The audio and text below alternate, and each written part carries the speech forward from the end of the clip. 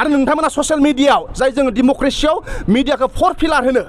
दा बिथांमोना मानाव गेदेर प्रमद बर' दैदेननाय इउपिपिएल सरकार फैनाय लोगो लोगो बिटिसिनि मा होनो मास मिडियाफोरनि थाखाय मा होनो मिडिया वेलफेयार फान्ड होननानै बिथांमोना 10 कौटि रां होनायनि खोथा बुंदोंमोन।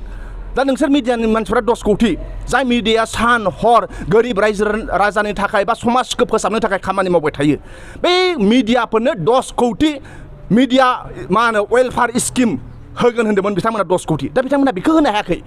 आरो नोंथांमोना ससियेल मिडियायाव जाय जोङो डेम'क्रेसियाव मिडियाखौ फर पिलार होनो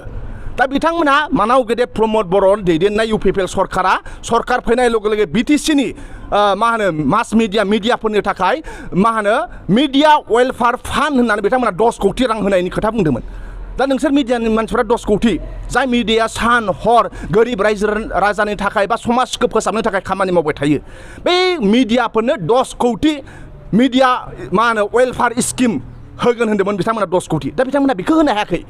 आरो नोंथांमोना ससियेल मिडियायाव जाय जोङो डेम'क्रेसियाव मिडियाखौ फर पिलार होनो दा बिथांमोना मानाव गेदेर प्रमद बर' दैदेननाय इउपिपिएल सरकार फैनाय लोगो लोगो बिटिसिनि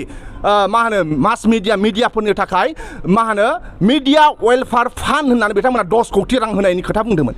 दा नोंसोर मिडियानि मानसिफोरा 10 कौटि जाय मिडिया सान हर गोरिब रायजो राजानि थाखाय बा समाजखौ फोसाबनो थाखाय खामानि मावबाय थायो बे मिडियाफोरनो 10 कौटि मिडिया मा होनो वेलफेयार स्किम होगोन होन्दोंमोन बिथांमोना 10 कौटि दा बिथांमोना बेखौ होनो हायाखै।